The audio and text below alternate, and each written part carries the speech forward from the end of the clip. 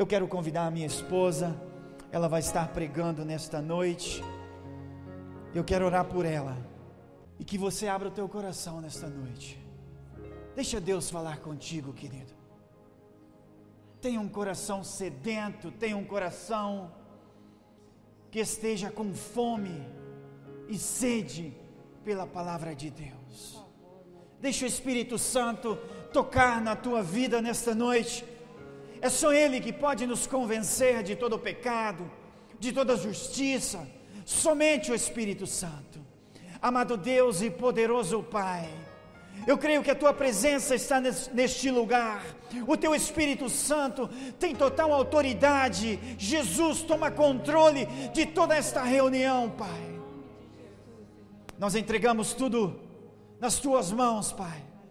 Em nome de Jesus, nos aproximamos do Teu trono nesta noite, te pedindo, Senhor, que as Tuas palavras sejam mais cortantes que espada de dois gumes nesta noite. Que o Senhor venha usar a Tua serva poderosamente, Pai, para quebrantar todo o argumento do inimigo, e para que nós possamos sair daqui nesta noite transformados por meio da Tua palavra, que é viva, é eficaz e é capaz de transformar a nossa vida. Senhor Jesus, nós declaramos no Teu nome todo-poderoso que todo joelho tem que se dobrar diante da Tua presença nesta noite.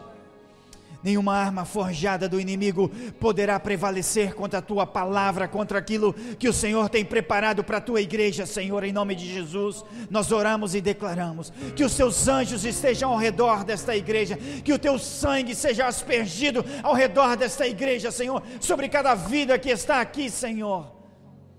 Em nome de Jesus, nós abrimos o nosso coração nesta noite para receber a Tua palavra. Não somente abrimos, mas sim escancaramos a porta do nosso coração, Pai, para que o Teu Espírito Santo venha sussurrar dentro do nosso ser nesta noite. Que os nossos ouvidos estejam atentos à Tua palavra, Pai.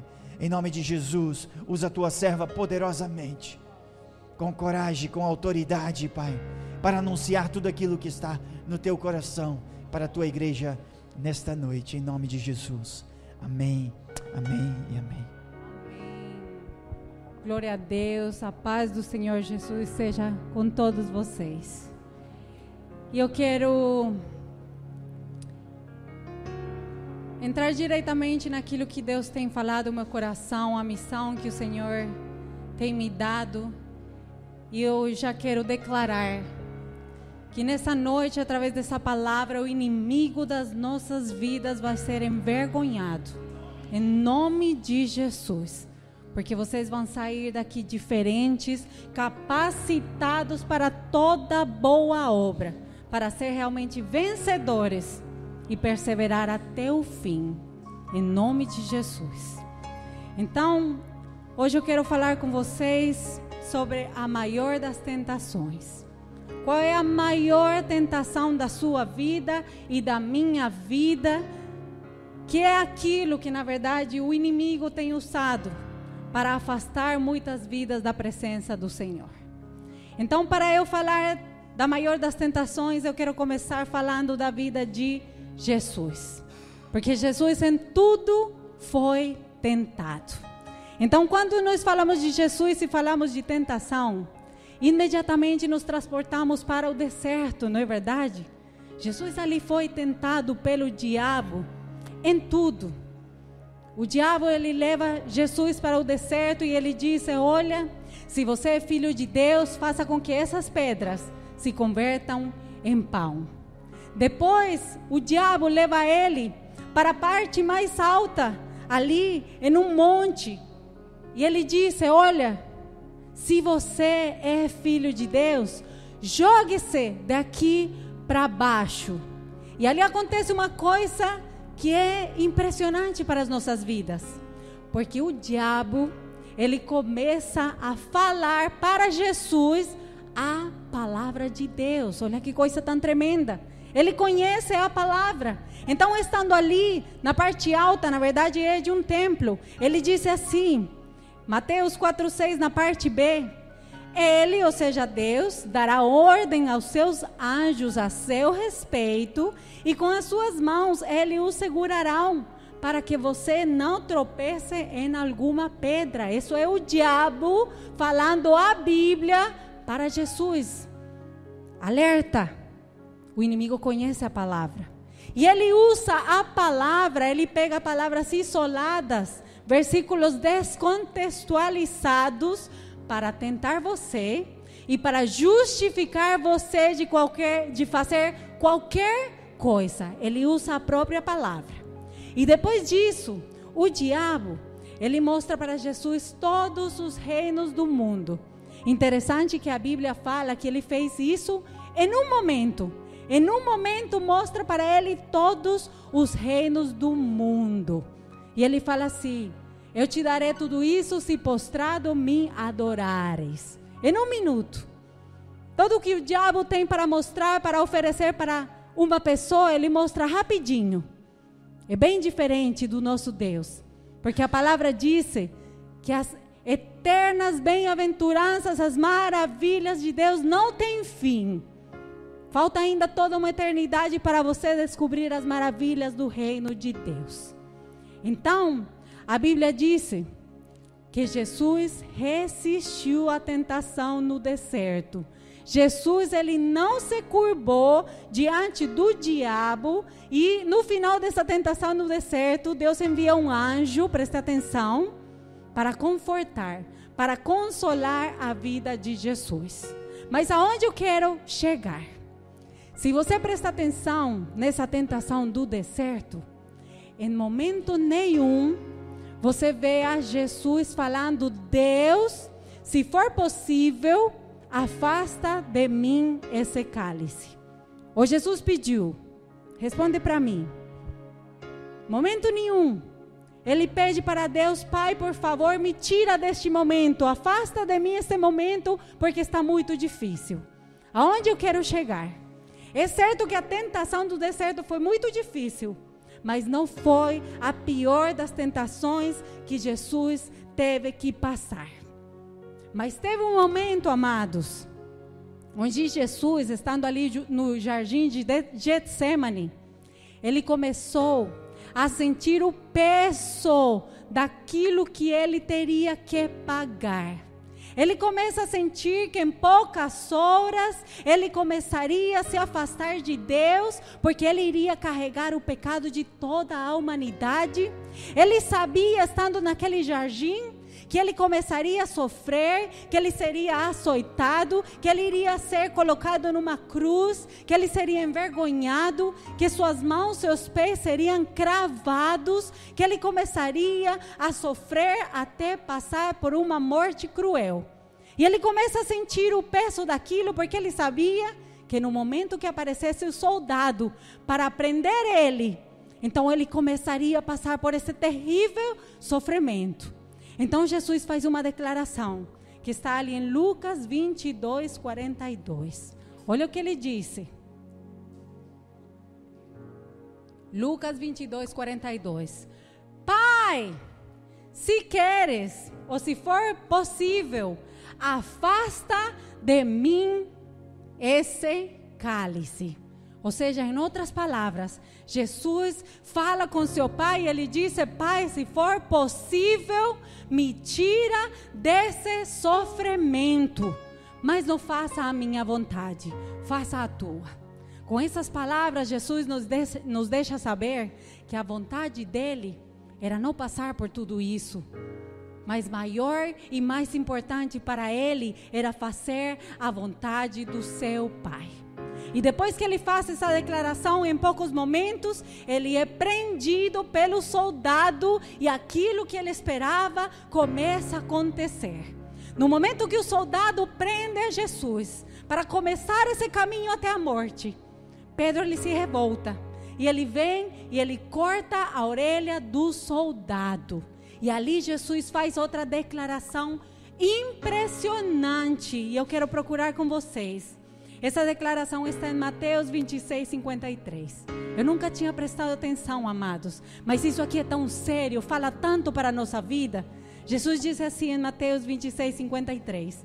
Eu imagino que ele declara isso olhando para Pedro, que estava querendo defender ele. Ele disse assim: você acha que eu não posso pedir para o meu pai, e ele não colocaria imediatamente à minha disposição mais de 12 legiões de anjos? Olha que coisa tão tremenda. Só fazendo um parênteses para você ter uma ideia do que Jesus estava falando ali. Uma legião em um exército romano equivale a 6.500 soldados. Uma legião. E Jesus aqui falou de 12 legiões. Então, se uma legião são 6.500 soldados, 12 legiões são 78.000 anjos, porque Jesus estava falando de anjos. Em outras palavras, Jesus fala para Pedro: olha, Pedro, se eu quisesse, neste momento, eu levantaria minha voz, pediria para meu pai 78.000 soldados, e ele enviaria 78.000 anjos, e ele enviaria esses anjos para me livrar da morte aqui e agora. Neste mesmo momento, eu poderia ser livrado. E só para você ter uma ideia, ali atrás na sua Bíblia, nos dias de Ezequias, um só anjo matou 185.000 pessoas. Imagina o que 78.000 anjos pudessem ter feito naquele momento para livrar a Jesus. Mas mesmo assim, sua Bíblia disse que Jesus resistiu à tentação. Porque essa era uma tentação. Era a tentação de não fazer a vontade do seu Pai, mas de fazer a sua própria vontade. Jesus resistiu à tentação por um só motivo. A Bíblia relata e fala claramente em Hebreus que o amor que Jesus tinha por você era tão grande que pensar na sua salvação deu-lhe a força para suportar a cruz. Hebreus 12, no versículo 2, na parte B, diz assim: pela alegria que lhe fora proposta, suportou a cruz, desprezando a vergonha. Então, olha só, aonde eu quero chegar, porque lembre-se que eu comecei falando de qual é a pior tentação da sua vida. A pior tentação que Jesus teve que enfrentar foi naquele momento. Sabe por quê? Porque Jesus sabia que ele não tinha que morrer dessa forma. Jesus sabia, eu imagino naquele sofrimento no jardim de Getsemane, ele falando com Deus, ele pensaria: eu não devo morrer daquela forma. Eu não pequei, eu nunca menti, eu não fiz nada. Se eu não morresse na cruz, ninguém vai me culpar. Em outras palavras, eu estou justificado. Tenho motivos e razões suficientes pelos quais eu não devo obedecer ao meu Pai. Só que Jesus, ele venceu essa tentação. Ele foi tentado.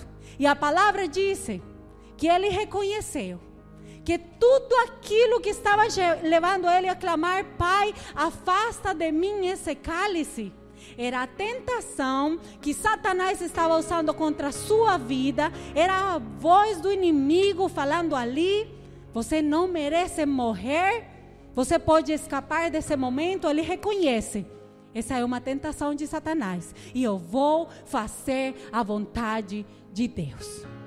O que tem isso a ver com a minha vida e com a sua vida? Aonde eu quero chegar? Eu não sei se você já está entendendo o que Deus está falando conosco. Sabe qual é a pior tentação da sua vida? A pior tentação da sua vida é quando você está cheio de motivos, é quando você está cheio de justificações para fazer aquilo que você sabe que é errado.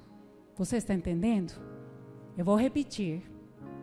A pior tentação da sua vida vem no momento em que você se sente justificado para pecar. Vem naquele momento em que você tem bons motivos suficientes para fazer aquilo que é errado. Olha que perigo.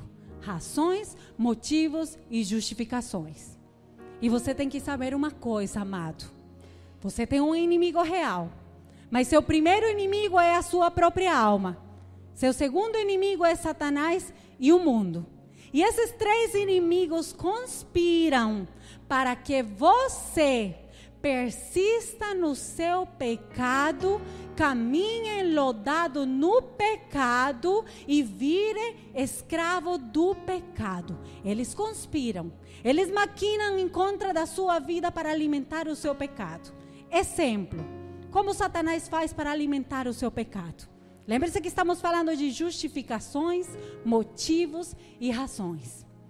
O inimigo, ele sempre vai encontrar, e escuta o que eu estou te falando, ele sempre vai encontrar uma pessoa magrinha de oração, uma pessoa que está vulnerável, e ele vai pegar essa pessoa e vai usar essa pessoa para enviar ela ali onde você está, e bater assim no seu ombro e falar: olha, isso aí, eu não te culpo por aquilo que você está fazendo.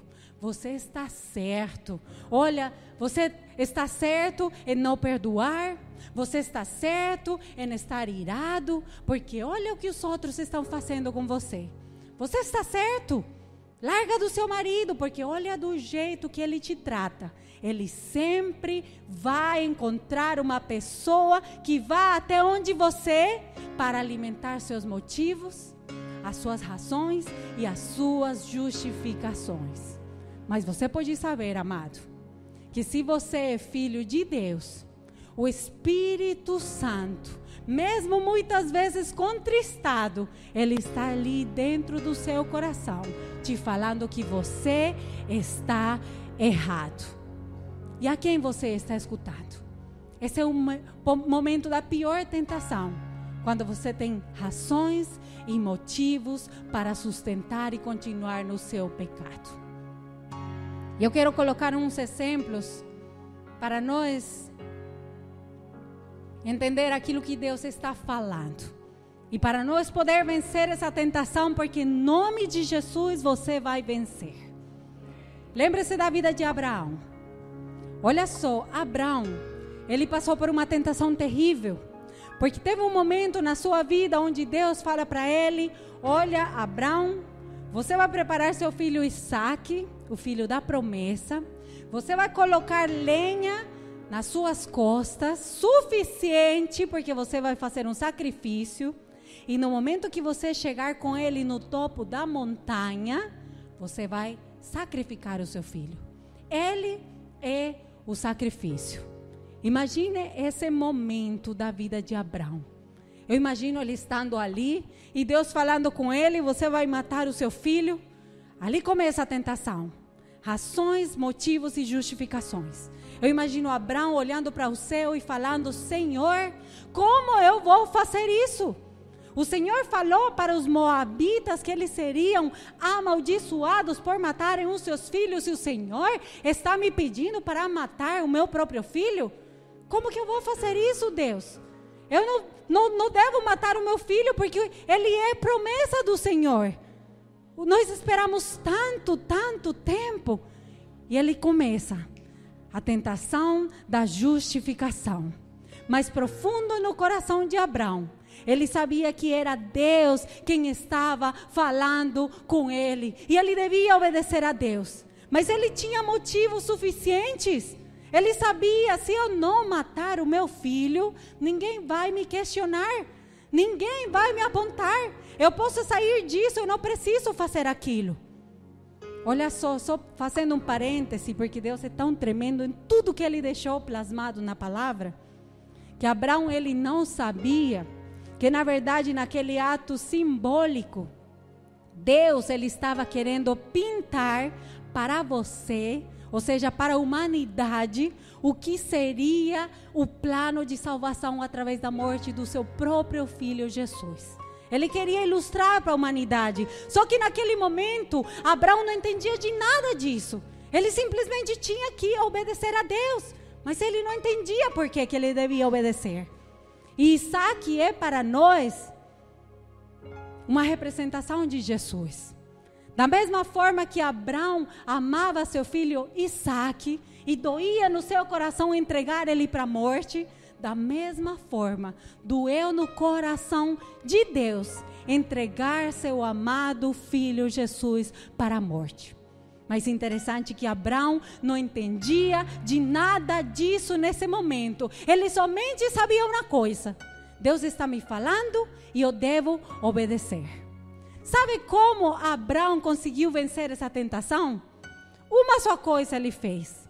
Lembra-se que Abraão é conhecido e lembrado como o pai da fé.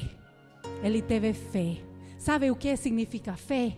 Fé significa confiar em Deus. Significa que mesmo quando você não entende aquilo que Deus está te pedindo, você confia e pela fé você sabe que se Deus está falando, isso é o melhor para você. Mesmo que você não entende de nada, é melhor obedecer a Deus. Então Abraão, ele supera essa tentação e vai matar o seu filho. E a Bíblia diz que naquele momento, quando ele já tinha aquela espada aqui em cima, o anjo pega a sua mão e diz: pare, você não precisa fazer isso.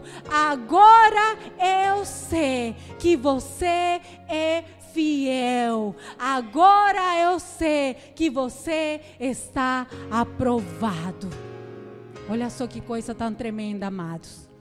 Deus tem falado conosco durante pelo menos 5 cultos seguidos, dizendo que Deus está testando a nossa fidelidade. E Deus testa a sua fidelidade. Você sabia disso? Todos vocês, ninguém vai se escapar. Todos serão testados na sua fidelidade. Não porque Deus não conhece a sua condição, porque Ele sabe. Mas Ele testa porque Ele te ama e Ele quer que você veja como por um espelho como está a sua condição, para que agora, antes que seja muito tarde, você possa fazer mudanças na sua vida. Deus testa a sua fidelidade para ver se realmente você ama Ele, para ver se realmente você ama a palavra de Deus. E quando você é testado por Deus, você tem 2 opções, meu amado. Ou você é aprovado, ou você é desaprovado. A mesma coisa que acontece quando você faz uma prova. Ou você passa na prova, ou você perde essa prova. E eu quero te dizer, você que está sendo testado por Deus, se você passar essa prova e se você for aprovado nesse teste de fidelidade, da mesma forma como Deus falou para todos os servos fiéis aqui na palavra, Ele fala para você: bem feito, servo fiel, entra na alegria, na paz e no descanso do Senhor. Há galardão por ser fiel ao Senhor. Tem recompensa e essa recompensa começa aqui na terra. A alegria, a paz e o descanso do Senhor.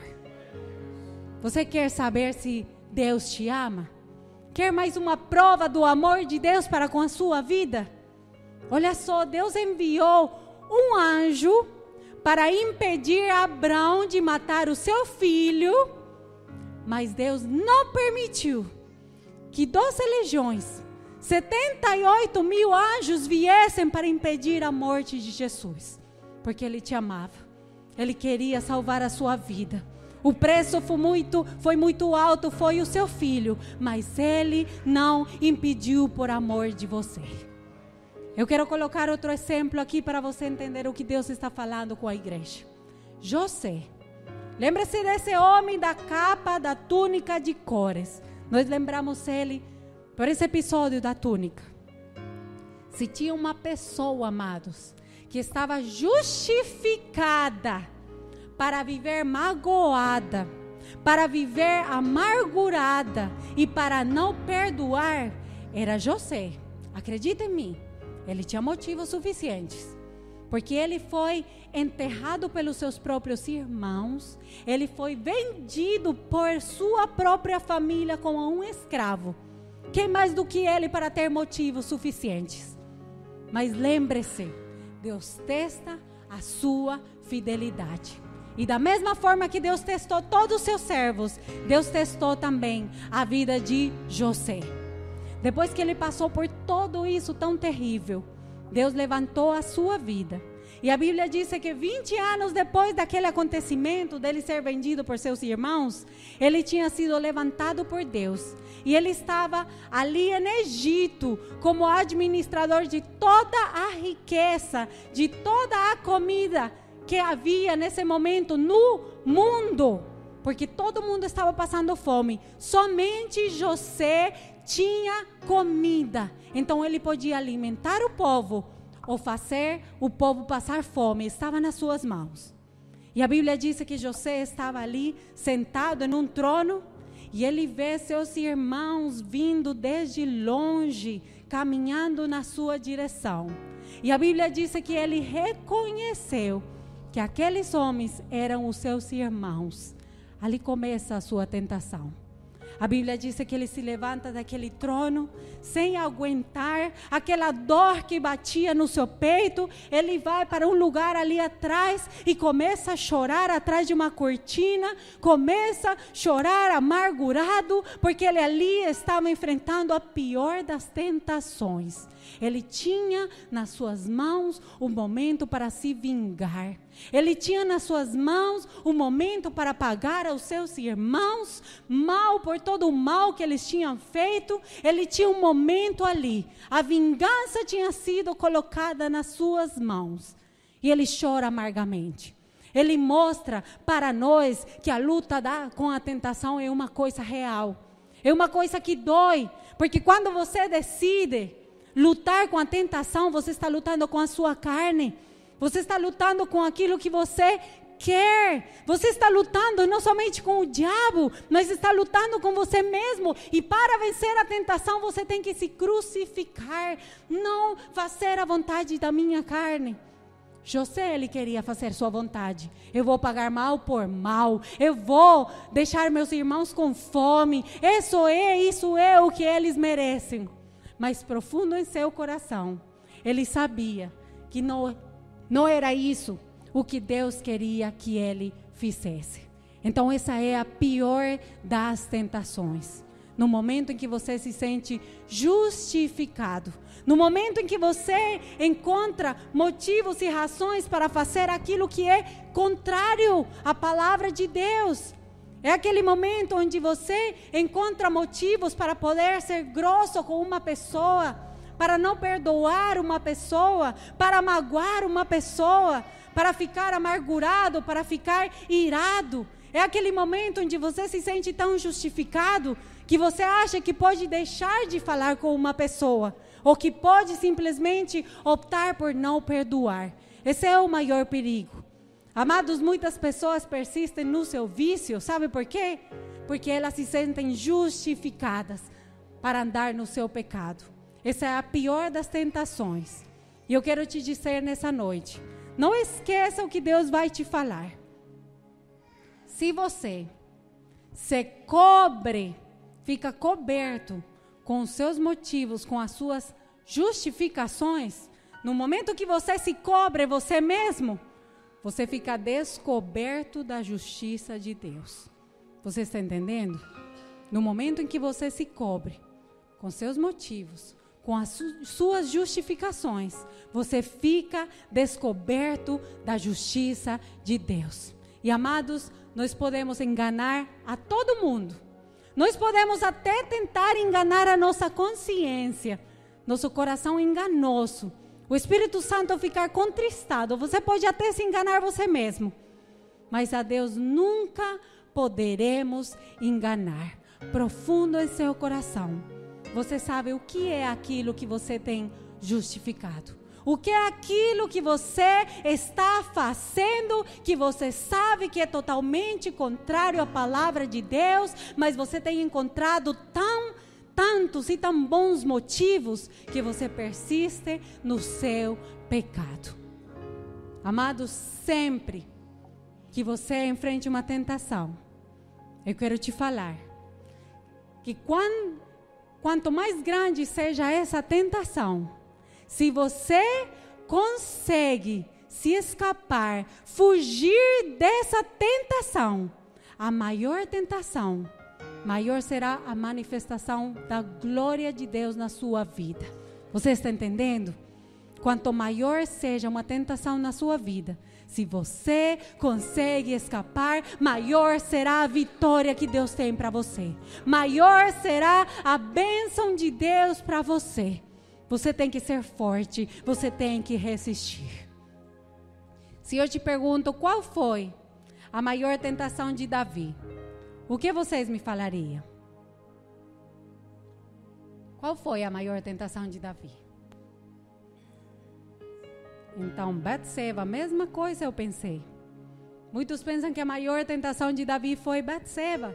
Aquela mulher linda tomando banho ali na janela, nua.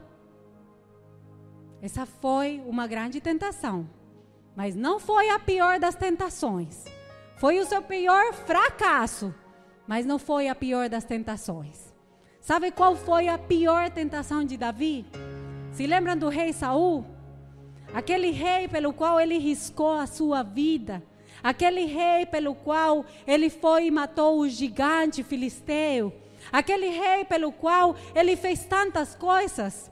Esse rei Saul se irou contra Davi e ficou com ciúmes dele.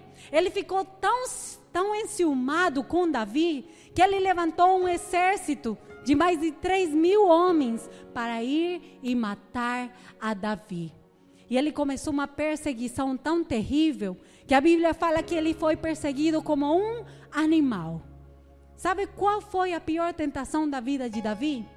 A Bíblia conta em 1 de Samuel, no capítulo 24, que teve um momento onde Davi estava com seus homens, escondido em uma caverna, e de repente entrou Saul em meio dessa perseguição. Só que Saul não sabia que Davi estava dentro dessa caverna. Então, Saul entrou ali para fazer as suas necessidades. Então, para ele ir e fazer as suas necessidades, ele se desarma. E nesse momento, um dos homens de Davi viu ele ali. E ele fala para Davi: Davi, Deus tem entregado seu inimigo nas suas mãos. É o momento. Mate ele. Olha a tentação tão grande. Era o momento perfeito para Davi vir e matar o seu inimigo. Ele estava desarmado. E a Bíblia conta que ele chega perto daquele homem. Esse é o momento da sua pior tentação, sabe por quê? Porque Davi estava justificado. Eu imagino tudo que passava na cabeça de Davi. Oh Senhor, eu estou justificado, eu posso matar esse homem, ele tentou me matar, se eu matar ele, eu vou fazer isso na minha própria defesa. Olha tudo que passava na cabeça desse homem, era tão sério aquele momento, tudo que passava na cabeça dele, que ele tinha justificações. Se ele tivesse matado o rei Saul, tivessem feito uma festa em Jerusalém naquela noite, todo mundo queria matar o rei Saul.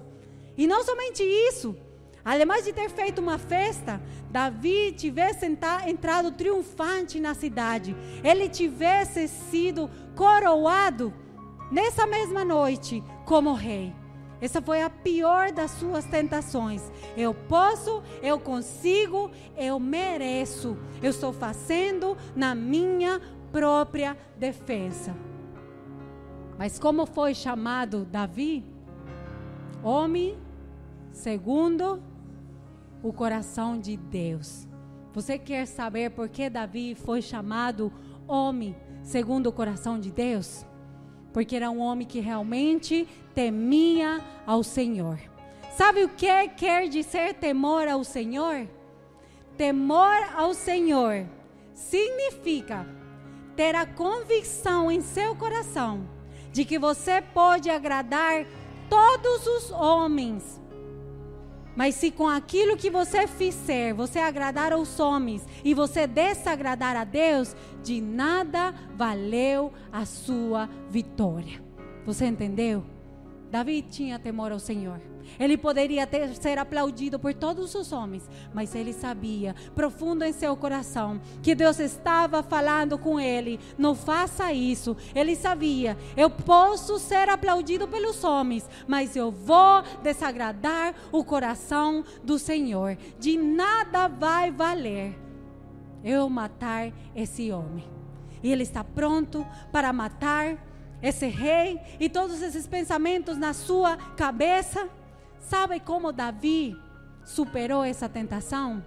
Lembre-se também que Davi era aquele homem que falava: guardei as tuas palavras em meu coração para não tentar contra ti. Quer dizer, ele nesse momento tinha uma palavra que estava escrita no seu coração, que ela conseguia falar muito mais alto do que as suas justificações, do que os seus motivos, do que os pensamentos do seu coração enganoso. E ele começa a lembrar das palavras, e o Espírito Santo traz nesse momento o Salmo 105, no versículo 15, onde disse o Senhor: não toquem aos meus ungidos, não maltratem os meus profetas. Então Davi está ali em meio desses pensamentos, e Deus fala para ele a palavra: amados, nunca procurem vingar-se, mas deixem com Deus a ira, pois escrito está: minha é a vingança e eu retribuirei, disse o Senhor. Vem essa palavra no seu coração: não retribuam mal com mal, toda vingança é do Senhor. Davi venceu a tentação, sabe por quê? Porque ele amava muito mais a palavra, ao Senhor, do que a sua própria vida. Você está entendendo? Nesse momento, amados, ele poderia ter salvado sua vida imediatamente, mas com isso ele iria desagradar o coração do Senhor. Davi amava muito mais ao Senhor do que as paixões da sua carne. Ele amava muito mais ao Senhor do que a sua própria vida. Então ele venceu. E a palavra diz ali em Samuel que ele chega com a arma, ele levanta a mão e ele somente rasgou um pedacinho do manto de Saul. Ele venceu a tentação. Da mesma forma que você pode vencer. Você vencerá a tentação se você ama mais a palavra do Senhor do que a sua própria vida. Como eu vou amar mais a palavra do Senhor do que a minha própria vida? Primeiramente, essa palavra tem que estar escrita no mais profundo do meu coração. Porque quando você está enfrentando essa tentação das suas justificações na sua mente, aquelas razões falam muito alto. E somente a palavra do Senhor falará mais alto se você decide obedecer ao Senhor. Se você tem o coração obediente e quebrantado, e se você realmente quer a vontade do Senhor na sua vida. Eu posso entrar na sua casa neste momento? Com muito carinho, você não vai ficar chateado comigo? Amados, eu faço isso porque Deus ama você. E Deus quer sua vida restaurada. Sabe como funciona esse assunto das justificações na nossa vida? É tipo assim: Senhor, minha esposa não está me servindo. Ela não está sendo a mulher que ela está suposta a ser. Olha do jeito que ela é, Deus. Se ela fosse a mulher que ela está suposta a ser, eu não estaria olhando para a minha secretária. Olha que coisa tão séria. Motivos e justificações. Amado, não se engane. Por mais motivos que você tem, se você for o homem que está suposto a ser, você não estaria olhando para ninguém. Nada justifica você de fazer isso. É assim que funciona. E nós nos enganamos com nossas razões. Não é só para os homens, mulheres. Muito cuidado. Quantas aqui não são tentadas? Oh, Senhor, e aí a gente ainda fala com Deus, né? Olha como que Ele me trata. Olha como que Ele me machuca. Olha como que Ele é indelicado, pouco carinhoso. Eu vou largar dele. Eu estou justificada. ele não merece. Eu vou pagar mal por mal. Se ele for o homem que estivesse suposto a ser, eu não estaria falando com outra pessoa pela internet. Razões, motivos e justificações. Amados, isso é muito sério. Porque muitos aqui estão caindo nesse engano de Satanás. E por isso estão se perdendo. É assim que funciona. Oh, Senhor amado, o Senhor sabe que eu tenho esperado. Eu sei que a tua palavra disse que eu não devo me juntar em jugo desigual, mas eu me sinto tão sozinho, que então eu vou escolher. Eu vou sair com aquela pessoa, mesmo que ele não é salvo, mesmo que eu estou desobedecendo a tua palavra. O Senhor sabe, eu estou justificado, porque eu já sou velho e eu estou sozinho. Razões, motivos e justificações. Amados, isso é muito perigoso. Quantas pessoas não persistem no seu vício? Senhor, eu vou beber, mas é só um pouquinho, é social. Eu não vou me embriagar, o Senhor sabe que eu trabalho tanto, eu mereço. Razões, motivos e justificações. É o que o inimigo está usando. A Bíblia fala dardos inflamados do maligno que são enviados à sua mente, e você alimenta aqueles motivos até que chega ao ponto que se afasta da presença de Deus. Porque se você vive no pecado, você não pode viver na presença de Deus. Oh, Senhor, eu não vou na igreja. Eu sei que tua palavra disse que eu não devo parar de congregar, mas eu estou tão cansado. O Senhor sabe que eu trabalho tanto. Oh, eu não vou na igreja, Senhor, porque para ver aquela pessoa falho, pecador, mentiroso, não, o Senhor sabe que é melhor eu ficar na minha casa. E a gente se justifica. É melhor, eu estou fazendo certo, porque se eu vou terminar pecando. Gente, isso é muito sério. Nós estamos caindo nas ciladas de Satanás, e o que acontece? Sua vida se afasta da presença de Deus. Nós não temos motivos e justificações suficientes que tenham tanto peso para poder desobedecer a palavra de Deus. Tudo que você faz fora da palavra de Deus te leva à morte, te leva à perdição. Como o Wagner colocou nesses dias no Café com Deus, ele colocou assim: não pense que você encontrará mel no pote onde Deus escreveu veneno.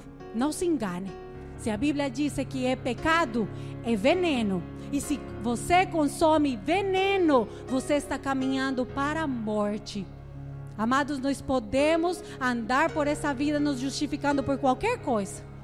Nós podemos justificar nosso vício, nossa falta de perdão, nós podemos justificar todo tipo de pecado. Mas profundo em seu coração, você sabe que você está errado.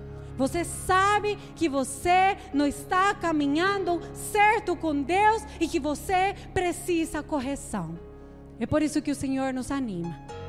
Bem-aventurado o homem que ao ser provado resista à tentação, porque depois de ter sido aprovado na tentação, ele receberá a coroa da vida que o Senhor prometeu àqueles que o amam.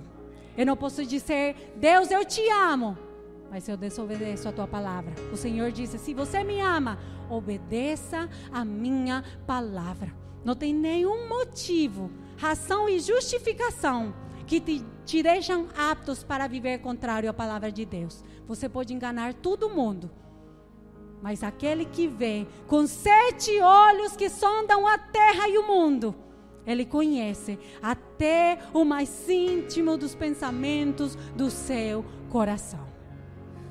Eu já quero ir chegando ao final dessa pregação. Davi, lembre-se que ele tentou cobrir o seu pecado. Depois que ele peca com a Batseba, ele tentou arrumar tudo para parecer bonitinho diante dos olhos de todo mundo. Ele se casa com ela, tudo parecia perfeito. Mas Davi não contava com uma coisa. Ele não contava com aquilo que está escrito em 2 de Samuel, no capítulo 11, versículo 27, na parte B. E ali disse: mas o que Davi fez desagradou ao Senhor. Olha só. Essa é a tragédia de tampar e justificar nosso erro, a tragédia de justificar as minhas falhas, a tragédia de tentar tampar o meu pecado. Porque se ninguém vê, Deus ainda vê. E se Deus, que é o único que pode cobrir o seu pecado, Ele está vendo, mas você persiste, o que disse a palavra? O que disse a palavra? Quem encobre o seu pecado não prosperará, mas quem confessa e se aparta alcançará a misericórdia. Então Davi, ele tentando cobrir o seu pecado e desagradando ao Senhor, ele não contava com que a mão de Deus começaria a pesar sobre ele, assim como está pesando sobre muitas vidas. A mão de Deus começou a pesar sobre Davi. A alegria de Davi foi embora. O seu vigor se tornou em sequidão. A Bíblia diz que uma tristeza mortal tomou conta dele. Ele chorava e chorava e chorava até que ele ficou doente. A Bíblia diz que seus ossos ardiam, seus ossos começaram a secar. Parece que Deus estava cravando ali suas mãos na alma de Davi. Ele começou a sentir ansiedade, ele começou a sentir taquicardia. O Salmo 38 chega a revelar que não havia partição na sua carne. Ele foi tomado por uma angústia, uma inquietação que é registrada na palavra como uma prisão. É a pior prisão da alma do ser humano. É a pior prisão da alma de uma pessoa. E essa prisão se chama culpa. Então Davi começa a viver essa prisão, pensando que estava bem com todo mundo. Mas alguma coisa estava acontecendo que ele falava que praticamente era tanta dor que ele sentia, que ele não conseguia entender, discernir se era doença física, se era espiritual, se era cansaço. Ele somente sabia que era uma coisa que estava deixando ele agoniado. E as unhas de Satanás estavam sendo cravadas na sua mente. Era um desespero existencial. Então Davi é confrontado. Da mesma forma como Deus está nos confrontando. Davi envia uma pessoa para confrontar a sua vida. Então ele entende que essa angústia que ele estava vivendo, ela tinha um nome. Ele entendeu que a angústia que ele estava vivendo era porque a presença de Deus, a manifestação da presença de Deus tinha se afastado da sua vida.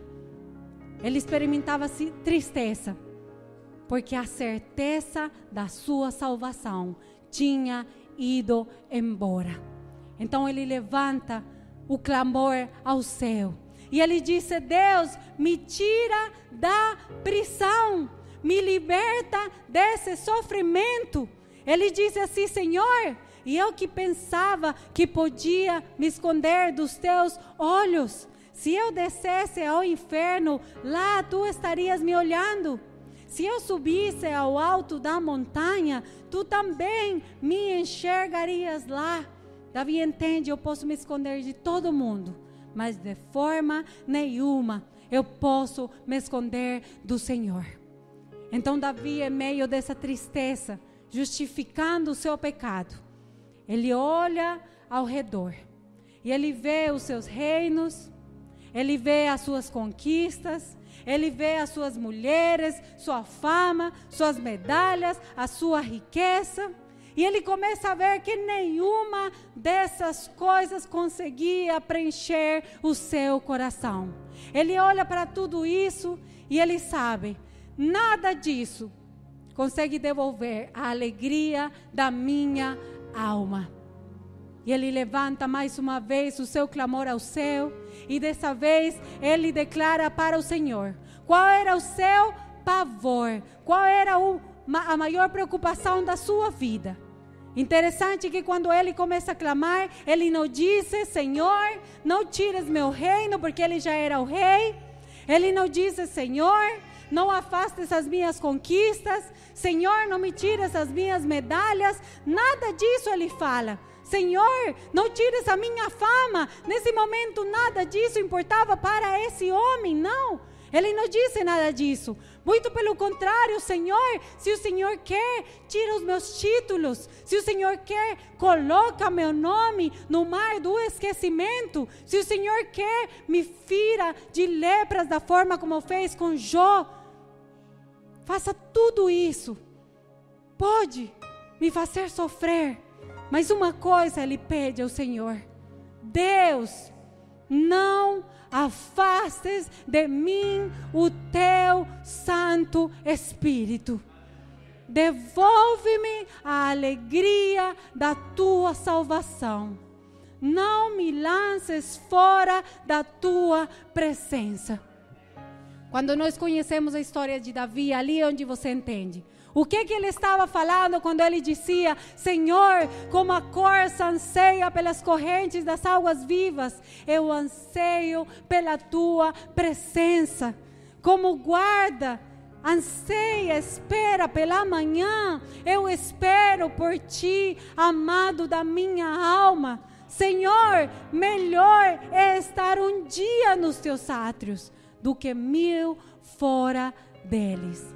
Davi entendeu que o bem mais precioso do seu ser era a presença do Senhor, caminhando com Ele. Amados, e é isso que nós perdemos. De que adianta andar por essa vida, me justificando por meu pecado, justificando pelas minhas falhas, dando motivos e razões para tudo o que fazemos errado? De que adianta? Se com tudo isso eu perco o bem mais precioso, que é a manifestação da presença de Deus no seu ser, que é caminhar com o Senhor dia a dia, ouvindo a sua voz, ouvindo o seu conselho, tendo a sua presença, quebrantando o seu ser. Amados, não tem bem mais precioso. Profundo em seu coração, você sabe o que está acontecendo de errado. Profundo em seu coração, você sabe em que você precisa mudar. Eu quero que nós nos coloquemos em pé e eu vou pedir para o Wagner vir aqui em frente. E nós vamos cantar uma canção. Mas por enquanto que nós cantamos, eu quero que você possa ser sincero com o Senhor. Porque, amado, somente tem um caminho de volta para o Senhor. E esse caminho se chama arrependimento. Tem coisas na sua vida que o Senhor está assinalando. Tem coisas que você não pode esconder do Espírito Santo, porque Ele está sondando o seu coração. Tem coisas que você está fazendo que você sabe que diante do Senhor não está justificado. E você precisa se arrepender. E arrependimento, amados, não é somente lágrimas. Arrependimento não é somente pedir perdão a Deus e confessar. Arrependimento verdadeiro é mudar e tomar outra direção. Nós vamos abrir o nosso coração diante do Senhor. Reconhecemos, Senhor, que em tanto temos falhado e precisamos da Tua misericórdia e do Teu perdão.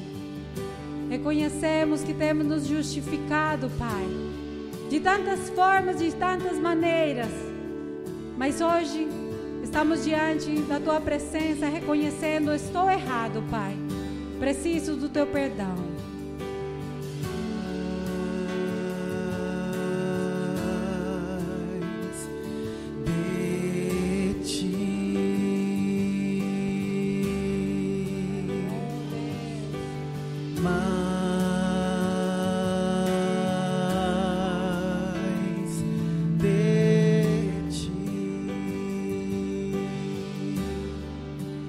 Menos de mim.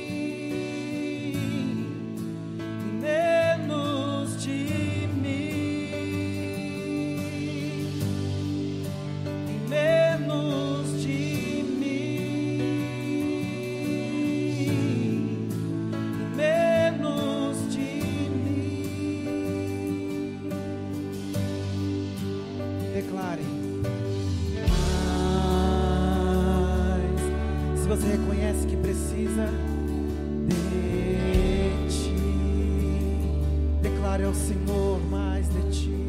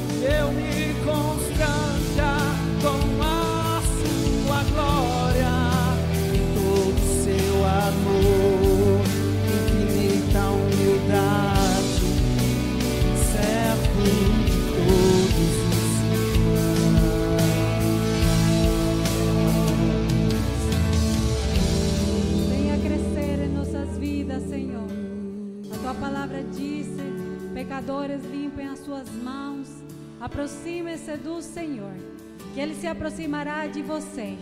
Pecadores, limpem suas mãos, arrependa-se, porque Ele traz o perdão em boa medida. Senhor, nós reconhecemos que somos pecadores e precisamos de Ti.